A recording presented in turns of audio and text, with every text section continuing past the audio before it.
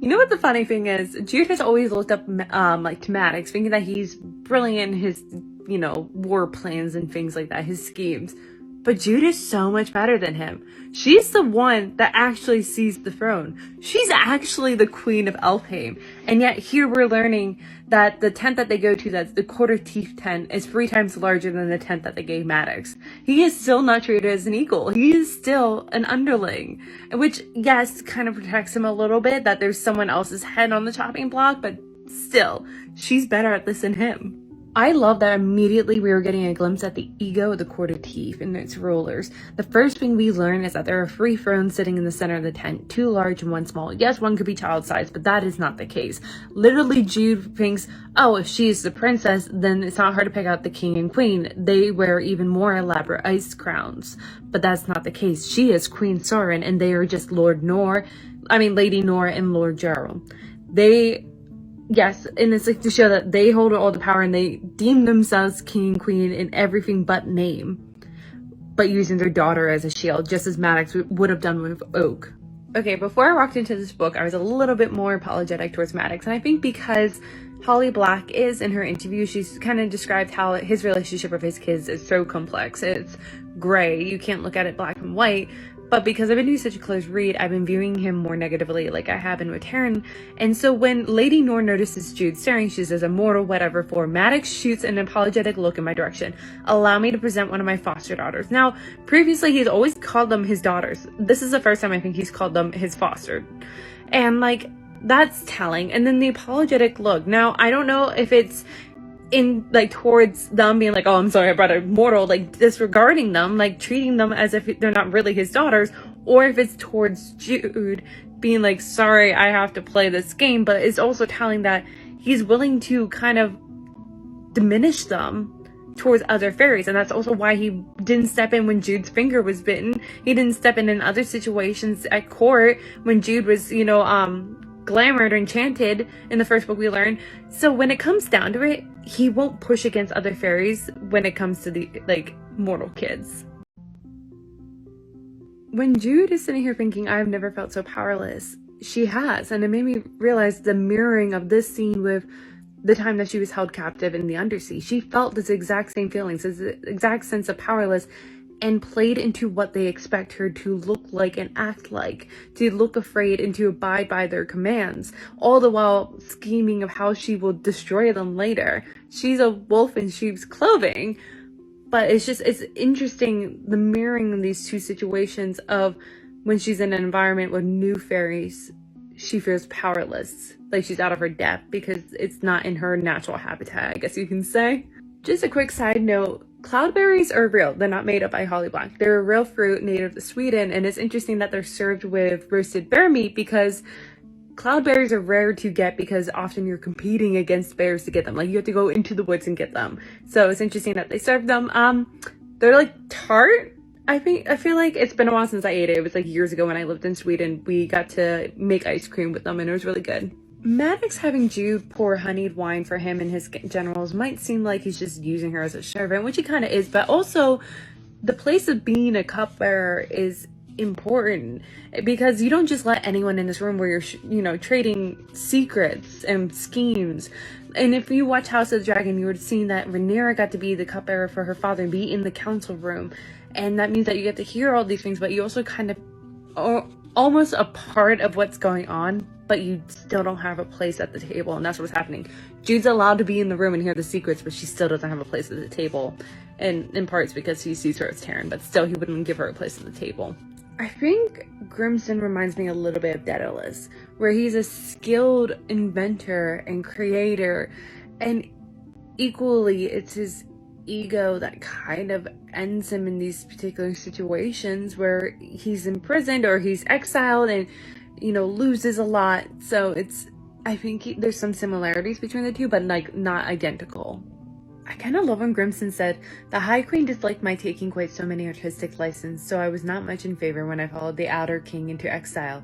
She liked to be the clever one.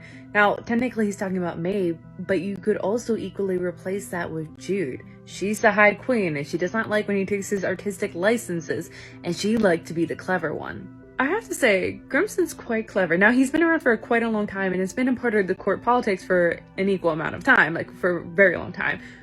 But like the fact that he was able to figure out how to weasel out of giving a vow, binding himself by a vow, the way that he knows to gift the folk beautiful things because they will accept gifts and usually gives them in return. But the thing that's clever about him is that all his gifts secretly have a curse, secretly are a weapon for him to employ. Unfortunately, it didn't work with Cardan, but that's what's clever about him.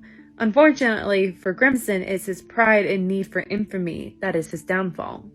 If you don't already know, I've been doing an in-depth literary analysis of the Corcoran series. I'm currently working through book 3, which is The Queen of Nothing. And on the first video that I posted for The Queen of Nothing, I received this question. Now, we went back and forth trying to figure out exactly what scene they were talking about, and they said it was chapter 21 in The Queen of Nothing. And I reread that scene, and technically he doesn't get out of bed. It's a moment after, like, they were in court. Cardan praises Jude for being a magnificent queen, and then they have sex, and the chapter ends with her saying, "I missed you," and him saying, "My sweet nemesis, how glad I am that you returned." She talks about how there's a perfectly good bed behind them, but they continue to lie on the floor, and the scene ends there. Like, we don't know if he got up in the middle of the night or whatever, because the next chapter opens with them immediately in the war room, and I don't think she talks about like him, like her waking up and him not being there. But if he did, I think I might have a reason. And same with the Wicked King, though, to go back to that one. It was after they wed. He didn't get out of bed. She woke up and he was already awake. Now, I think in both those moments, it's because if he did get out of bed, it was because he was scheming. And he felt confident enough to scheme, though. Because I think these two moments are actually big pivotal moments in not only Cardan's life, but the trajectory of the future of Elfhame. Because in these two moments following them, he makes big decisions that changes everything. And not only that, but like it's him fully claiming his own autonomy, making these own life-altering decisions. And he wouldn't have done something like that before. He was very wishy-washy, and he was pushed around, and he went wherever other people told him to stand. And he felt confident to do it because he had Jude by his side. In The Wicked King, he wed Jude, and not only, you know, getting wed to her meant that he got full control of his power, but it was her showing that she was going to stand by his side. Even if it was, per se, for a few years, as he assumed, it was her choosing him. And I think as he was lying awake, he was probably scheming to have a meeting with the Undersea before learning, because obviously he looks surprised when the knight comes in and says, the ambassador has been unalived and the Undersea wants a meeting. And I think that's why he was also ignoring Jude on the ride over, because he was trying to figure out what to do, because it doesn't look good if you're queen unalived and ambassador. But I think his initial plan was to have a meeting with the Undersea, show his full power to scare her a little bit, and declare it, Jude is my queen and you should be afraid of the two of us. But now he can't do that, so he had to figure out something else. So I think he did half his plan and then hoped that Jude would figure out the wording of his riddle, pretty much. That obviously didn't work out, but he felt confident enough to make these big moves because Jude was beside him. And same with the Queen of Nothing. This moment when they're having sex, this is so vulnerable. Literally, the chapter ends with Jude saying that they're slowly removing their armor, that they're revealing themselves, and he's feeling probably really confident of her finally by his side, that they're on the same team, that he felt comfortable to be able to break the crown in the following chapters. And that's a big move, to break the crown, and obviously has consequences, as does his other decision in The Wicked King. But he felt confident enough to make such a big move, such a big stance, such a life-altering stance that was going to affect not only his life, but a lot of people's lives, because he had Jude by his side. He felt confident to make his own actions and not just be told where to stand and what to say.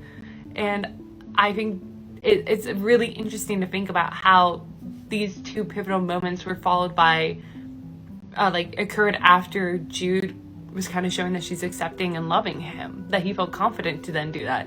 I'm rambling a little bit, and I hope this kind of helps, but please ask questions, and I will try my best to answer any questions involving the Curl Prince. As you can tell, I'm obsessed with this series and weirdly know a lot, or at least can make educated guesses.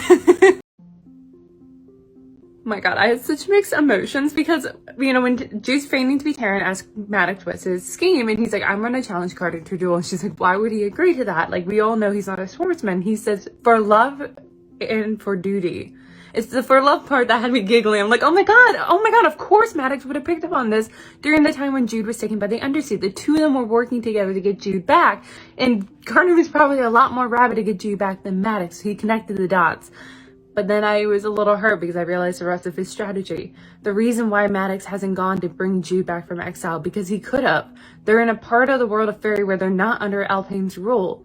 He's left her there. He's left her in the back burner because he's realized it'd be a lot easier to then wave her in front of Carden if he, kind of snatches her at the last minute than if he has her by his side this entire time. And the reason why he has Taryn and he went to go rescue her from the inquest is because she is his backup plan.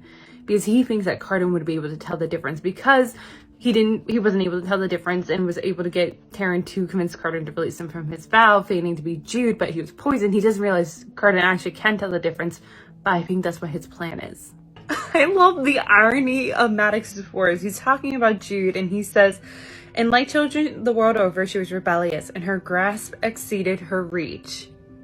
He's saying that about Jude, which is true, which is something that Renee kept telling her that she should not do, but so is Maddox. He is being rebellious. His grasp is exceeding his reach. When Maddox says, "I assumed he broke your heart," as in Locke, an eye for an eye, a heart for a heart, as in why he thinks Taryn unalived Locke. And I think it's very telling. It's showing that his form of justice is black and white, but yet he does live in a slight gray area. He's trying to justify why he unalived his wife, but yet when Jude betrayed him in his terms, in his sense, he lets her live. And I think it's because she reminds him enough of himself. However, I don't think if he ever did come to rule, he would never allow her to achieve that much. He would put a ceiling to her, as he said in the previous one, her grasp exceeded her reach, and he would never let her forget her betrayal to him. He would always keep her within a box. But continuing off that last video, it's also showing that Maddox is a hypocrite, that he hunted after his wife because she not only broke his heart, but broke their vow. And we know how vows are important in this world, but yet he broke his vow to the High King of Elflame, so it's okay if he did it.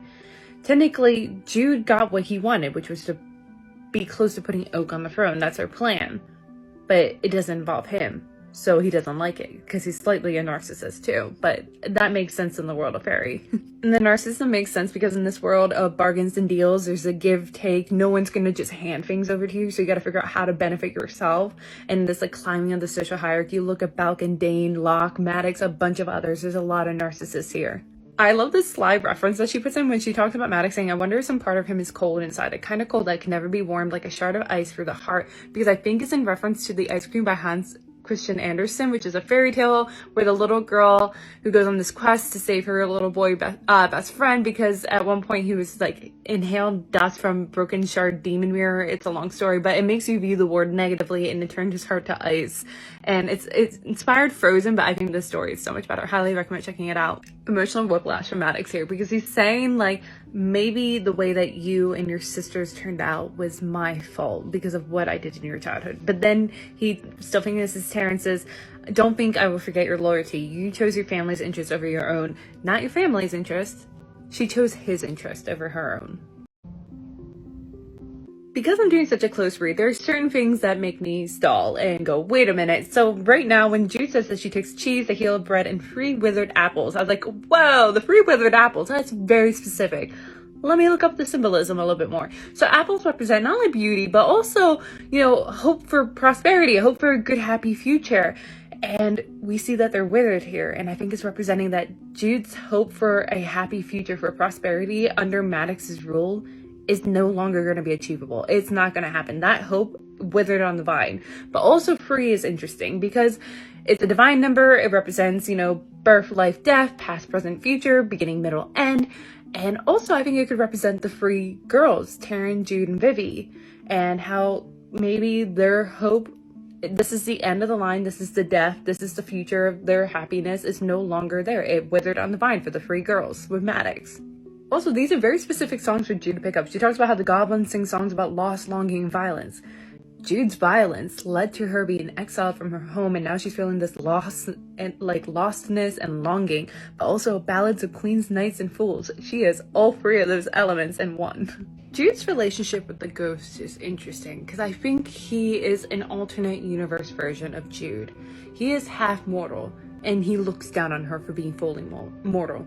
She is mortal, but she looks down other mortals. Both of them would have willingly followed a fairy, thinking that they were doing good for the world, even if it means that they were doing deeds that harm their soul. That they were willing to go as far as was needed if they got like minuscule amount of power and freedom and like gifts. We see how far the ghost had gone for Dane, and Jude probably would have done the same if Dane wasn't unalive so early in their relationship.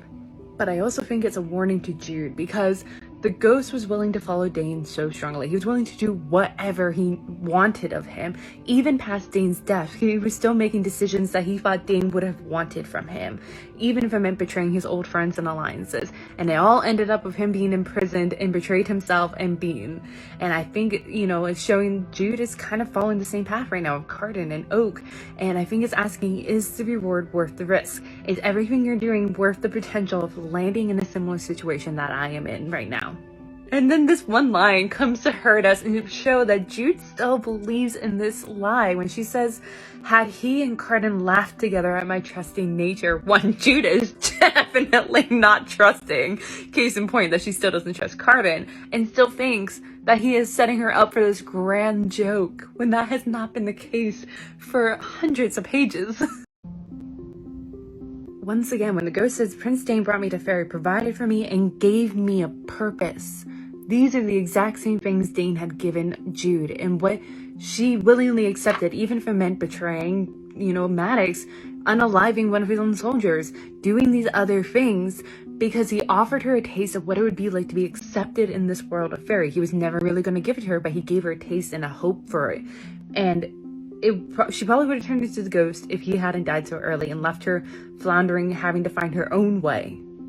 Once again, I've said this previously, I think this is my 4th or 5th time reading this series. Why have I never really truly processed this information? I had always thought the ghost had betrayed Jude in the name of Dane. He would rather have someone else besides her and Carden in charge.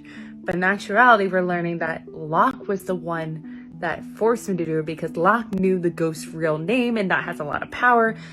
And so that's showing how much power Locke had, but also that he was working with Narcia. He was scheming behind Jude and Carden's back.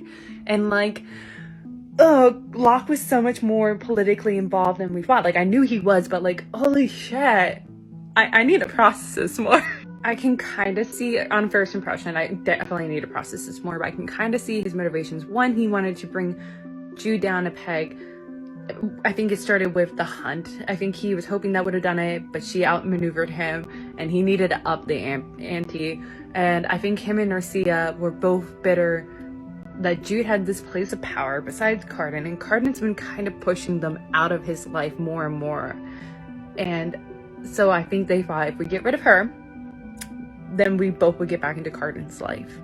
And the truly devious and scary thing about Locke is that him and Valerian are so similar. They both mean to harm others, but their approaches are different. So Valerian means it's fury and anger, and because of that your defenses are up, and Jude felt no problems unaliving him immediately, whereas Locke got away with it a lot more because he was being mischievous. You dismiss his actions even when he hurts you because you're oh, he didn't know, he was just being mischievous, he doesn't know the limits. He knows the limits. He's just using that as a mask for you to dismiss his actions and allow him to continue to do this for so much longer. I need to know more what Locke's intentions were. Why was he so desirous to marry Taryn? I understand on the surface level, but long term, enough to willingly give up the ghost's true name as a form of dowry to Maddox. You're losing your total monopoly over this guy to Maddox. So what else was he getting out of this? This theme of being powerless and under someone's thumb has played a role in all 3 books. We're seeing here, the ghost said, it is no life to always be under someone's control, subject to their will and whim. That is why Jude followed Dane in the first place, because she was under Maddox's thumb and he was not allowing her to live her life. He was still holding her back. And we see that with Carter and with Balkan. Like, the reason why he finally leaned into being the High King was because he was finally outside of Balkan's thumb. But he also was struggling under Jude's control. He loved Jude, but he was trying to figure out a way to get out from under her control. We see that with the Ghost. We see, you know, Maddox would have done it with Oak. We see in the Stolen Heir what Soren does to her parents who have her under her thumb. There eventually will become a breaking point where you push them down for so long that it's going to come back and bite you in the ass. And it's, you know, everyone just wants freedom.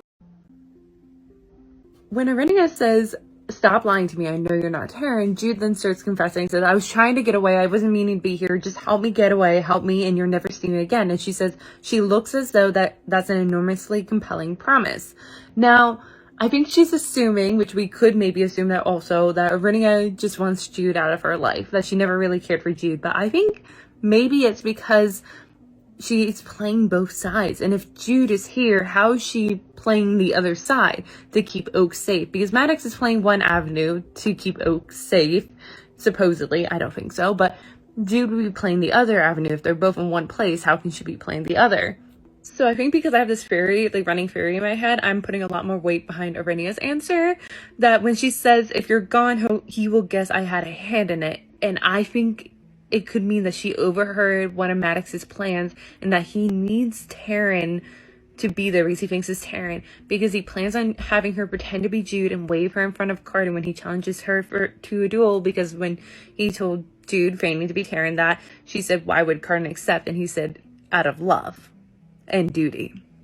Now, since I'm doing such a close reading, whenever Holly Black is going to give me something very specific, like the flavors of this drink being rosemary, nettle, and thyme, I'm obviously going to look up the symbolism. Now, rosemary represents friendship and loyalty, whereas nettle feels is abandonment, and thyme is courage and strength. And I feel like that's a very interesting combination going on between Arinia and Jude right now, too.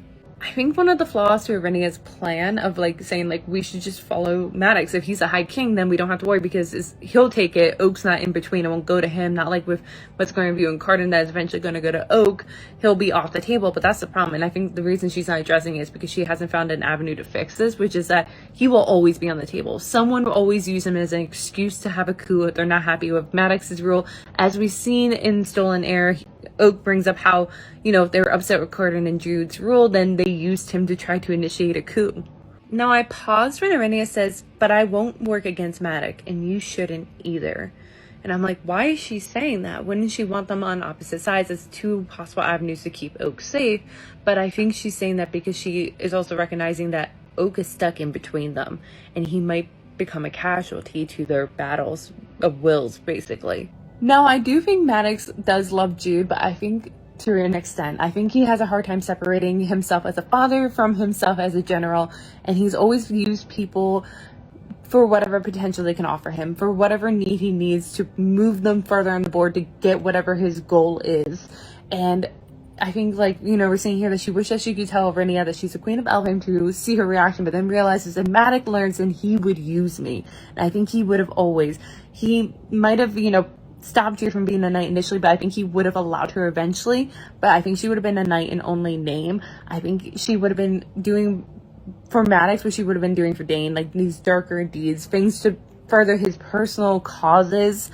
And it wouldn't have been like on her own. She wouldn't have been her own self. She would have been still under his thumb and under his control.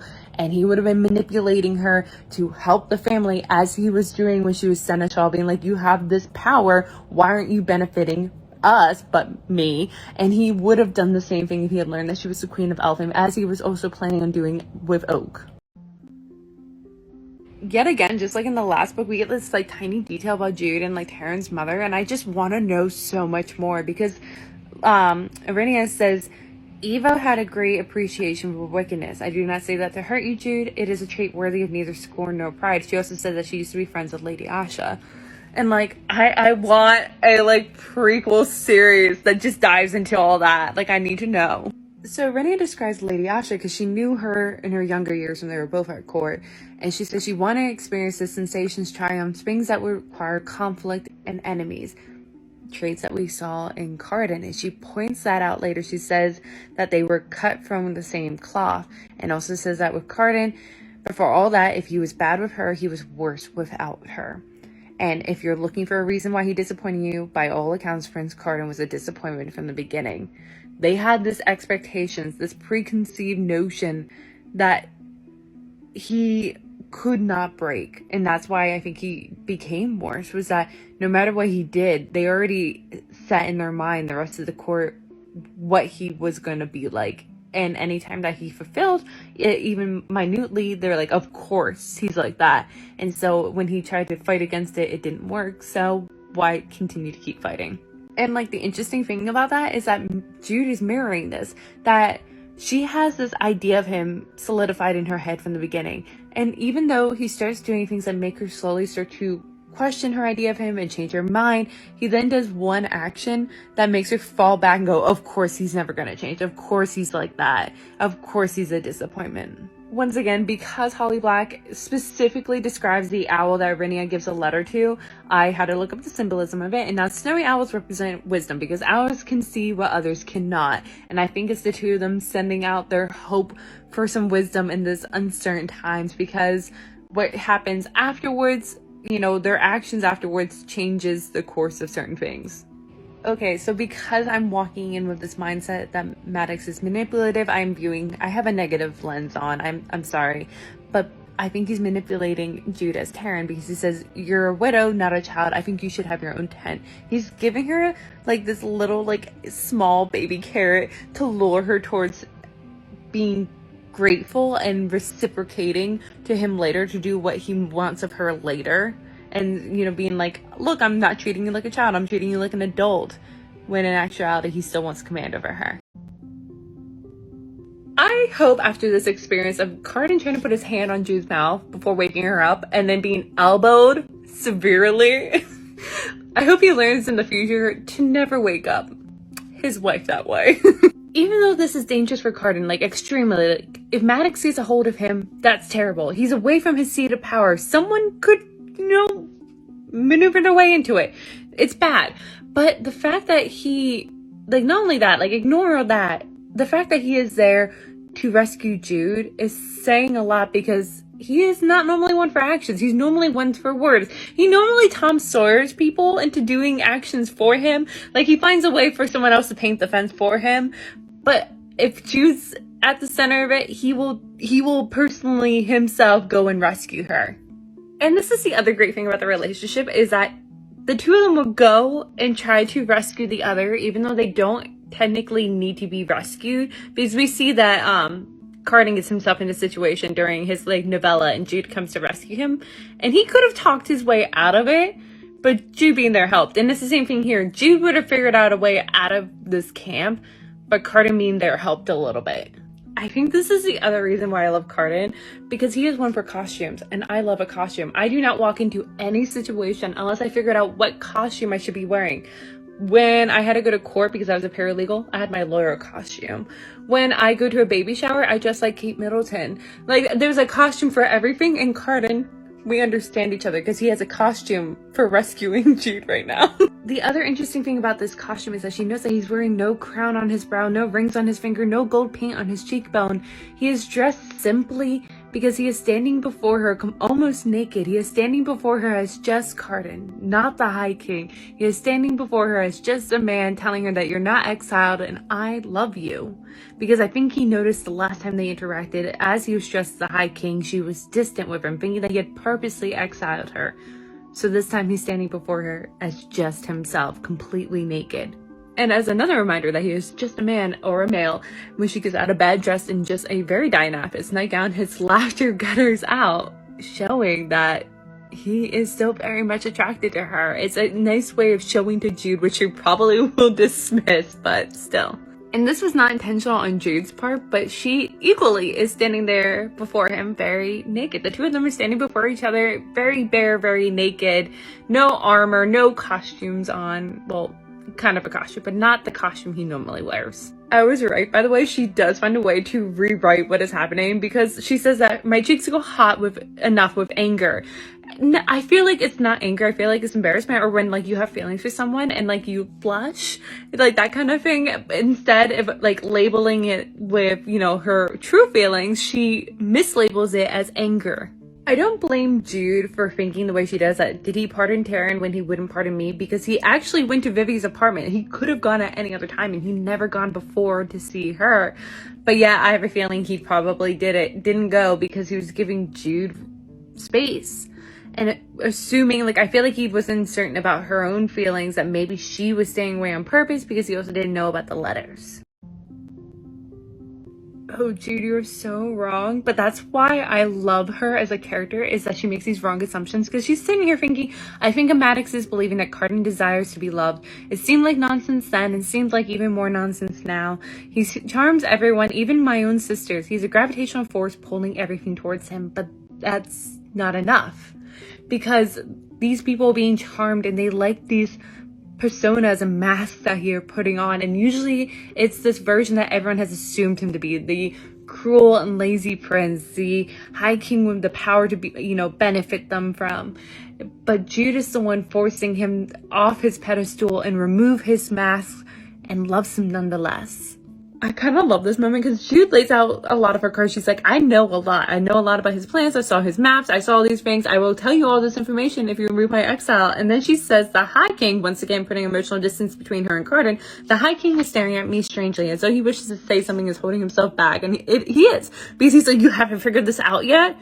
Girl. So that's why he says, like, you're mortal. I can't hold you to your promise, but you can hold me to mine. I will give you the means to end your exile. And he's sitting here thinking, like, you know what? She'll be proud of me when I finally tell her what I did. So he's like, I'm gonna hold it over her for just a little bit longer. And I think he feels comfortable enough to do this because she's showing that she does want to return. She's trying to find a way to end her exile, that she does want to return to him. So he's like, I think she's gonna be proud of me, and she's not, but he thinks she will be.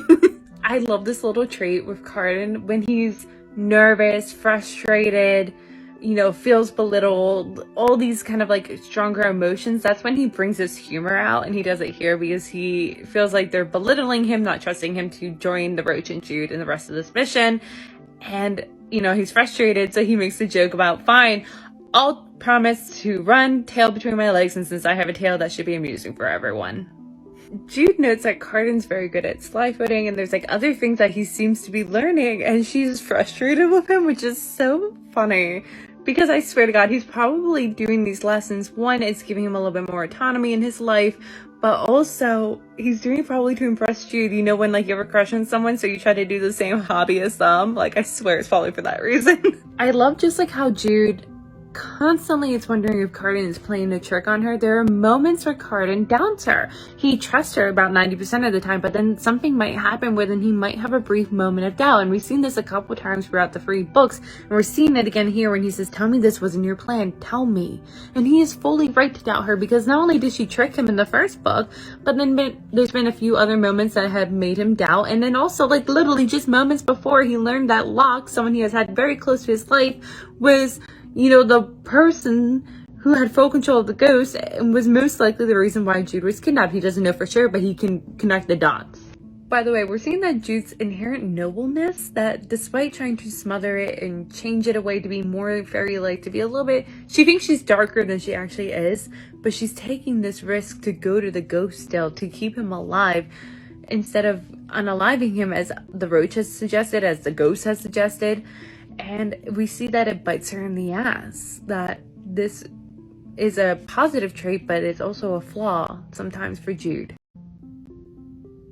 It's so interesting to me that Jude still doubts herself, that we're seeing here that she thinks that she can't defeat Maddox. That I said this a couple chapters ago, that she still kind of looks up to Maddox, not realizing that she accomplished what he couldn't, that he wanted to seize the throne and use Oak to do it, but she swooped in and did it herself. Like, she took it from him. And even that, like, she defeated him in a fight. Now she's probably sitting here thinking, like, I was only able to defeat him in the fight because I was able to plan and, like, hinder him by poisoning him. Now I'm walking in blind, that I obviously can't defeat him, but, like, she can. And I think also, though, she doubts herself so much more since coming back from the underseas. Since that time, she has not been on her A game as much as she had been prior to that, that she feels like she is like newly born and has to relearn these skills and regain her confidence. And I think the other reason, besides her having been taken by the Undersea, really throwing her off, but the other reason is that he is her parent figure. And it's really hard sometimes to not fall back into your old roles of being the parent and the child, of them knowing more than you, of being better at things than you, not realizing because they haven't allowed you to realize that you have surpassed them. I just want to point out, when Jude asked how long did it take you to realize that like it was me and not Taryn, he says longer than it ought, but I wasn't looking to, which one goes into both Jude and Carter are able to succeed time and time again throughout the series because of everyone's low expectations of them, this preconceived notions of their abilities and skill sets, but also that Maddox doesn't know the difference. And I will be getting into Carden's novella next because people have been asking for it, but in it we learn that Carden has always been able to tell the difference between the twins. Like, he's never looked at Taryn, she has never appealed to him, and he's always known which one was true. The only time he's messed up was in the second book because he was suffering from being poisoned. So I think his mind was a little muddled, and Taryn was wearing the earrings, which makes that her look more appealing to the person that's staring at her. So but it's saying that like he has always known the difference, whereas Maddox, who is their father figure, who's been a part of their lives for I think at least 8 years, has interacted with them day in and day out a lot more than Carden has, still doesn't know the difference unless he actively is looking hard to know the difference. Because I'm doing such a close read, I'm obviously going to look up the meaning behind the ghost's real name, Garrett, because I figured there probably is some meaning. She wouldn't have just chosen a random name for him, and Garrett means ruled by the spear, which I think is interesting because the ghost is technically a weapon used by others, used by Dane, used by Locke, used by Maddox now. There's a lot going on, and this is a very brief line that we move past real fast. So like, I don't think I really processed this previously, but this time when Maddox says, even if you live, punches me in the gut, because it's him saying that he is not planning on letting her walk away alive from this situation, that even though she is his daughter and he has praised her for her intelligence and her skills in the past, because she is not on his side, he is gonna remove her from the board permanently, that he's done giving her chances, which is also interesting because Carden continuously gives her second chances. It's really interesting that Maddox is the one to voice aloud a lot of what Jude has fought in the past whenever it comes to her and Carden. And even if she doesn't think about it actively, we know it's always sitting in the back of her mind. But I'm hoping that now that she hears it out loud from someone else, that it makes her realize that that's not the case. In the first book, and even briefly in the second one, Maddox told Jude that, fine, you wanted me to see you as equal, I see you as an equal, I see the next time we meet, we will be equals on the board, and I will defeat you as that. But he's not. And you can tell when he says, surrender, child. It's time to submit to your punishment. He's still seeing them as like a father-daughter, but yet also he's very controlling when he then says, will you defy me to the last? When I get a hold of you, I am going to keep you in chains. He is not going to let her be her own person, not let her grow up. She is his puppet to do as he wishes, his tool to be used. And yet he makes fun of her for siding with Carden, that puppet. I do like the full circle of this, of the series opening with Maddox unaliving her parents because they attempted to run. Well, fight, her father fought and her mother ran, and we see that Jude has attempted to fight him, and she will again, but she's also attempting to run, and he says, do not run from me. And it kind of makes you feel like he's more akin to an animal than someone with conscious thoughts, because that's what we do if we tell people for animals, don't run away, they will chase.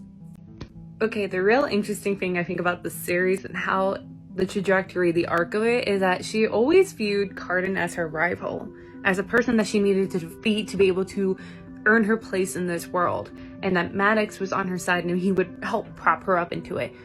But we see that ends up not being the case. It's a role reversal. Carden is the one that will help prop her into this world, that will accept her and love her and be on her side, whereas Maddox is the one that will fight her and will hold her back from being accepted into it.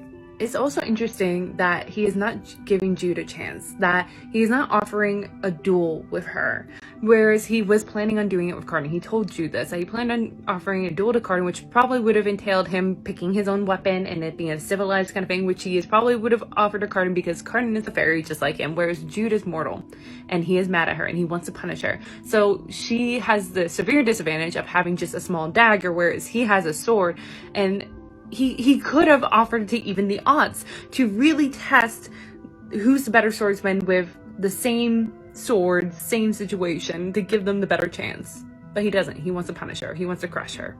Part of me wonders if Maddox really was surprised when he stabbed Jude into the side.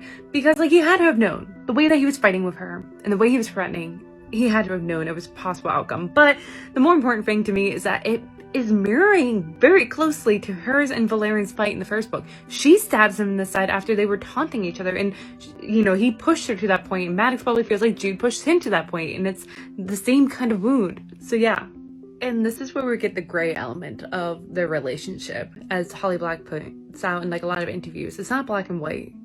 It's a very gray kind of relationship, because now he's taking a step back and realizing what he has done, and it's a little too late, kind of like what he did with her mother.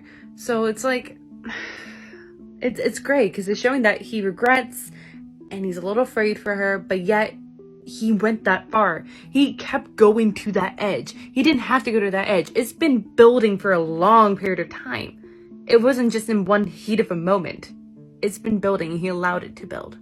I also like how this chapter ends, because literally the page before, Jude thinks, I have nowhere to run to. Thinking that she's alone in this fight, that there's no one that can help her. And then at the end, we see that Vivi's there with, you know, bow and arrows. So is Taryn there with Nightfell. She probably wouldn't be able to hold herself too well, but they also brought Grim and Mog. So she's not alone in this fight. She has never been alone in this fight. Okay, so for one, we're seeing that Vivi is still very much like Maddox's daughter, that when she says that I've been waiting half my life to put you in the ground, I think she would actually follow through with it. But like, also it's interesting when you're comparing it to Jude, because Jude doesn't actually kill him. She has every opportunity to do so, but she doesn't, unlike she did with Balkan. Like, literally, he's done worse than Balkan. He has betrayed the throne, the country, has worked against them, has literally stabbed her, but yet all she does is exile him. And I think it's because he attacked her instead of, like, I think if he was attacking Taryn, she probably would do the same as Vivi. Once again, Maddox is underestimating them. And it's not even, like, Vivi's not even mortal. She's half mortal. And yet he says, the only way you'd be the end of me is by accident. You underestimated Jude and look what happened. Don't underestimate these girls. Okay, so going back to this, like, the society that they live in is very racist, I think you can say, because they're very prejudiced against mortals. And you can see even Maddox is affected by it. Where, yes, he's a little bit nicer to them and doesn't have mortal slaves pretty much like others, like Balkan, but he's still, like, Jude and Taryn were used by him, controlled by him, and when they try to break free, he wants to crush them. But when Vivi, who's half mortal, who's his daughter, has never once been controlled by him, has always pushed back against him, has done the opposite of whatever he's wanted. He doesn't try to crush her. He tries to be nice and lure her back. So I just had a thought, because I was listening a while back to someone else talking about Howl's Moving Castle and how Sophie, who's the main character, tries to be nice and justify her stepmother's actions, is much kinder to her stepmother than her stepsisters, who are the blood daughters of her, where her stepsisters are like, no, she's using you, like, go do your own thing, like, girl. And I feel like that's kind of what we're seeing here. Like, Jude and Taryn are more apologetic towards Maddox as his stepdaughters, pretty much, you can say foster daughters, whereas his blood daughter does not allow him to get away with things. I'm not entirely sure if Taryn would have actually fought her father, but it's such a big difference from the last book, because when Jude was taken by the Undersea, Taryn just hovered along the coastlines, asking and begging the creatures of the Undersea for news of Jude or to trade her back, but that was about it. She was waiting for Cardan and Maddox to handle the situation, whereas she could have gone to Lox, who could have gone to Nicaea, but she didn't.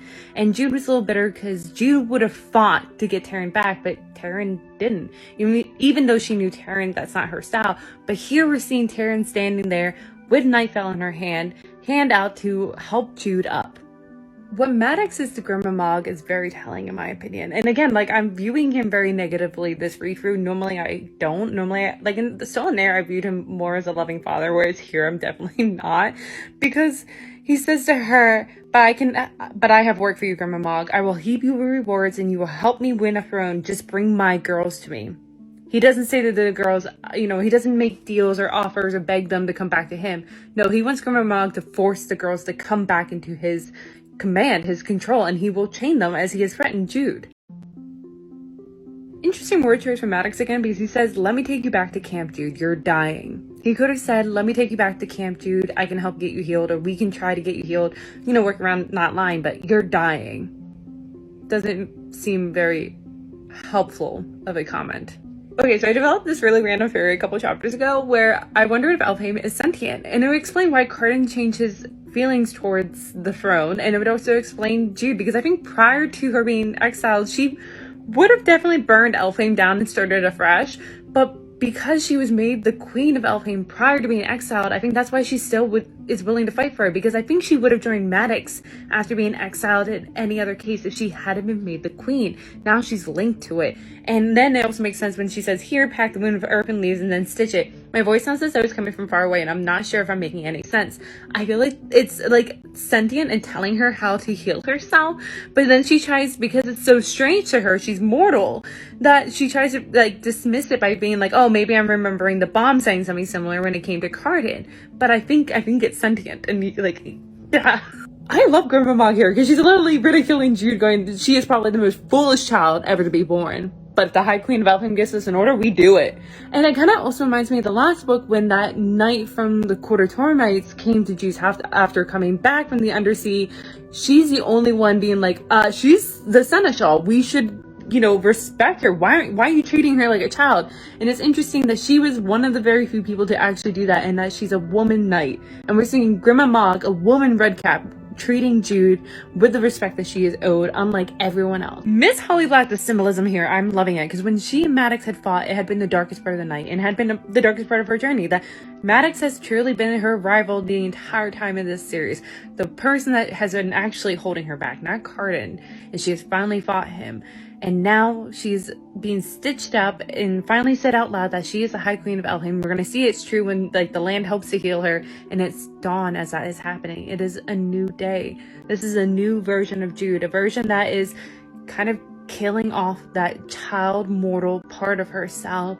And now she's becoming something a little bit magical and entering her adulthood, kind of free of Maddox's reign. Continues symbolism. Jude was literally lying in the snow, and snow represents the end of a cycle, the life cycle, death, and flowers are blooming through. We have a spring. We went through the harshest, toughest part of her life, and now we're entering this new birth, this new growth.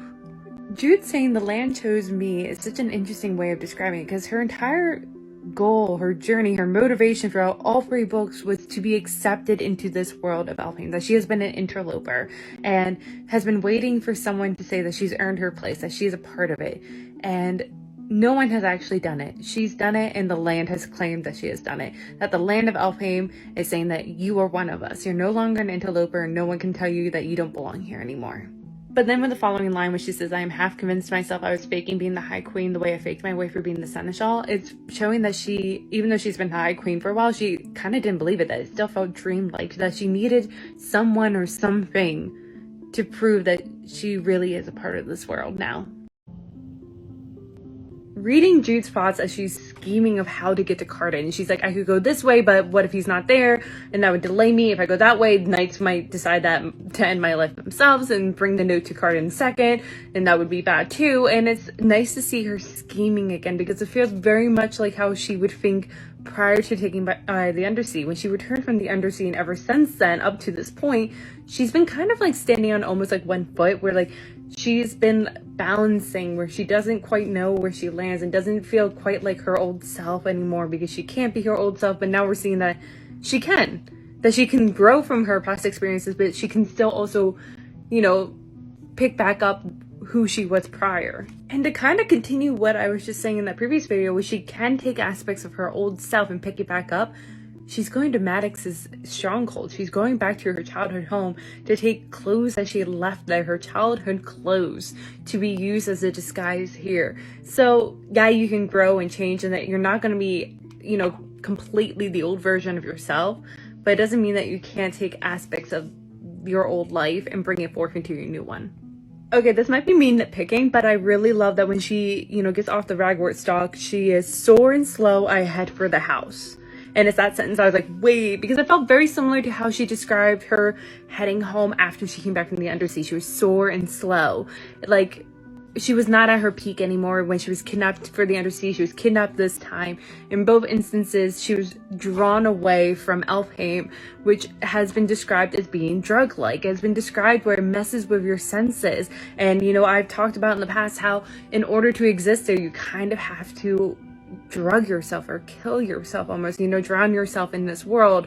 And Jude has been forced away from this drug, and so she's a little rocky. She's not how she was before, but at least this time I think she's a little bit more mentally there than she had been when she came back from the undersea.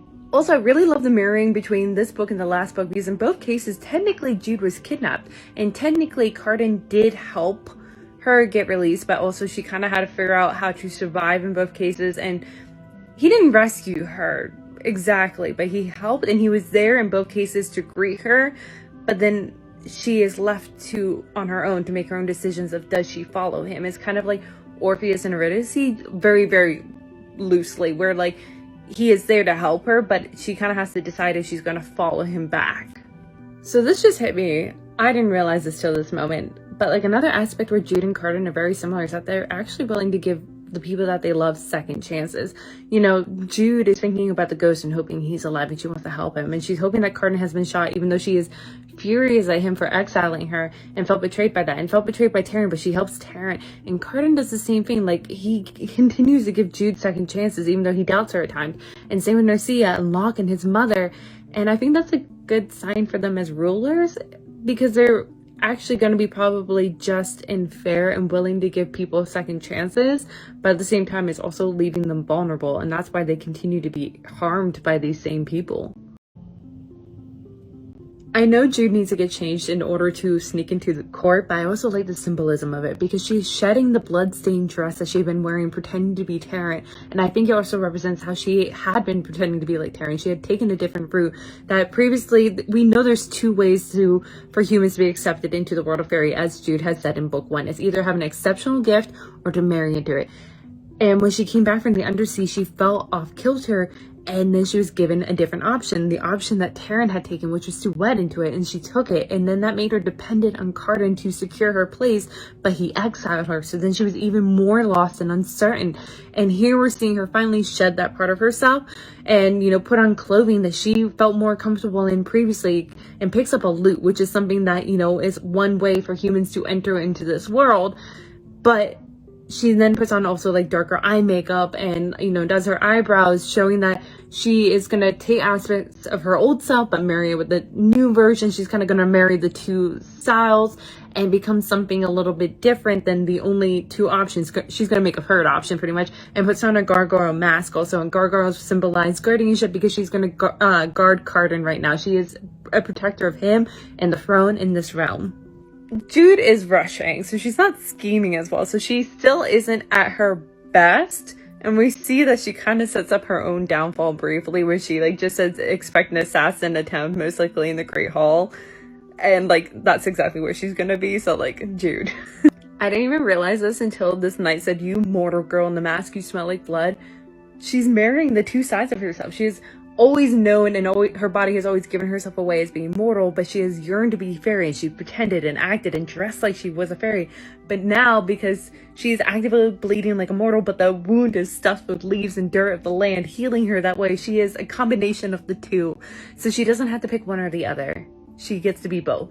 I feel like Jude still actively bleeding is also symbolism, because it's kind of showing her dedication that she's willing to bleed to protect this kingdom. That is the extent that she would go. So the symbolism of Jude being up in the rafters is so much like the first book, where Jude and Taryn used to go to these events, these court events, but be stuck in like a balcony in an alcove and watching from up above everyone dance down below, watching as a human, not allowed to participate in the events down below. And once again, we're watching Jude, up above, and then she's gonna fall, just like how she did towards the end of the second book when she was on her windowsill. Is she gonna stay in this world of fairy, or will she go back with Vivi and join the mortal world? She had this brief moment of hesitation of, does she actually want to stay in this world? And then she fell from the window to go meet with that knight from the Quarter Tormites. Holly Black, her saying that Carden enters and he's wearing the blood crown, and we know that Jude is actively bleeding up there. And I don't know exactly what it symbolizes, but I just like that both Alfheim's rulers, one is wearing a symbolism of blood being shed to earn this crown while she is actively bleeding. Like, I don't know, but I love it. It's the will they won't they aspect that has been dragging on throughout all 3 books that I love, because you don't change your feelings just magically overnight, especially when you have a past like these two that is, riddled with such strong misbeliefs. They're gonna have moments of doubt, and we saw in the last chapter when Carden, even though he trusted Jude, doubted her, asking, "Did you plan this?" She doubts him here, saying that he doesn't look like someone who carried a poisoned spy through snow and braved an enemy camp, someone who pushed a magical cloak into my hands. He seems like a person who shoved me into the water and laughed when it closed over my head, who tricked me. She is uncertain which is the real Carden and which is the act. She's doubting him as he had doubted her, but it's also interesting that she brings up the drowning aspect, because she could have referenced anything, but she brings up the drowning, and I feel like that's so important because we saw drowning being used as a motif in all 3 books, and usually it's in moments of doubt, but it also represents you kind of need to drown yourself to exist in this world. You need to fall and drown like Alice had fallen into Wonderland. As the human girl that they're trying to save in the first book had filled her pockets with rocks, fell from the sky off their horse and drowned in the undersea, and then all of a sudden she was part of the undersea. As Jude came back from the undersea from drowning and sat in the window doubting, do I really want to exist in this world or not? And then fell from the window and decided she does and went to go talk to the knight, the Quarter Tormites. Here we're seeing she might have moments of doubt right before she falls from the rafters. Jude is assuming that Maddox is smarter than he is, because in this instant, I doubt he was setting her up as she thinks he has. I think she accidentally set herself up, but I don't think he planned on her leaving him. Either she was going to be chained back up at his camp as he would want, or she was going to bleed out and die in the snow right there. He did not think she would survive to be able to set herself up in this instant. I love that Holly Black describes that pomegranates were knocked to the floor, because she doesn't have to say that specifically. She could have just not said that. And I feel like she brought pomegranates in the first book, but I can't remember. But my first thought obviously goes to Hades and Persephone, that Jude would be like Persephone coming from the mortal world, falling into the underworld and the fairy, and she would probably willingly eat the fruit. But I've also talked about numerous times that to exist in the world of fairy, you almost kind of have to drug yourself. You have to drown yourself. You kind of have to die to exist in this world, almost equivalent. And it's similar to that, but also you could think of pomegranate and, Garden of Eden, because some believe that instead of an apple, it was a pomegranate. I'm not very religious, so I could be wrong, but that would also then bring in that pomegranates would represent truth, and it would also bring in the serpent aspect, which we will see very soon. She says Carden sweeps across the floor, so he's really leaning into his act. But it's interesting that she says Carden, not the High King, because she called him the High King the last time they had interacted. Here she is seeing him as Carden, but giving him an action that's very connotated of royalty. I'm not entirely sure why he called her a liar, a dirty mortal liar, unless he's mad that she lied that she was going to go straight to her sisters, realizing she's injured far more than she would have just fallen from the sky, that something happened and that she had lost the cloak. So obviously something had to have happened, that she didn't go straight to her sisters. I love it. It's like she is my wife. I love it. I love the mirroring in the beginning of chapter 17 with the last book, because in both cases it's Jude lying in the High King's bed. In both cases she calls it the High King's, not Carden's, adding this weight and power and symbolism to a bed, and it's like the center of power, and here she is lying on it bleeding and thinking in the last book, surely this is blasphemy. And in the last one, it's when she came back from the undersea, made her way back to court, and the bomb was about to take out her stitches, and she had that thought. And here again she's bleeding in his bed, and in both cases she had been kidnapped, and in both cases she had practically crawled her way back to this very court, back to Carden, back to this center of power, because to her, the king's bed is the center of power. And it's interesting the mirroring between those two scenes, but also the difference in her situation, but yet also the similarity in both cases of Cardan worried, hovering over her, wanting to help, heal her. Okay, this is just a little moment. I might be overanalyzing it, but I like that she notes that Cardan had taken off his coat. It's soaked in blood, the velvet, and his white sleeves are rolled up. He was washing my hands with a wet cloth. I think it shows that he is, with her, willing to take off one of his masks, the role of the High King, and roll up his sleeves and do the hard work when it involves her, when it involves protecting her. And we saw that earlier in this book when he went to actually go to enemy camp to get her back. Also, I don't know, it just stood out to me when she said that her mouth feels like it's full of honey, because it could have said anything. She could have said peanut butter, which is a common phrase. She has enough wherewithal in the human world that she had been there that she could have said that, but she said honey. And the symbolism behind honey is pureness and sweetness, but also honesty and truth. And I feel like it's her trying to speak, because this is such a sweet, pure moment between her and Cardan going on, but she's unable to voice her truth, that she loved him and misses him and wants to be there. And the interesting thing is that the next time she wakes up, she says that she knows that she's still in Cardan's chamber in his bed. She doesn't call it the High King's bed this time. So something has altered between those two moments. It's so romantic, in my opinion, that Oak says that Taryn, Vivi, and Heather are there and they're having dinner with the High King. He's probably trying to woo them, being like, yeah, I'm married to Jude. Please don't hate me, please. I love her. And he's probably like, you don't understand how much I love her. Once again, we're watching Jude try to marry these two aspects of herself, in her past and her future self too. Now she's officially announced as a High Queen. It is not just some weird fever dream, not a trick. It's reality, possibly now. And we also, though, see her past self. She walks in on Tatterfell and Oak, who are two people from her old life, her childhood, playing Uno, which I'm pretty sure that in the prologue, her and Taryn were playing a card game before Maddox showed up. And she goes and finds her old clothes, and she's like, it's not as nice for a queen, but Cardan's extravagant enough for both of us. And that last line, I feel like, is telling that she does know that she might need to change a little bit of herself to become this new role, but she's not going to change herself entirely. That she's not going to put on a mask because, at the end of the day, Cardan has that role completely covered. She'll take care of a different aspect of being the ruling power of this court. Also, just this one simple line of Jude saying, "Will you do my hair?" to Tatterfell, I feel like it's such a big momentous thing. It's her asking for help, her realizing that I can only do so much. I do have my limitations. I can't do everything. I'm not perfect at everything. I do need to ask for help from someone that is better at it than me.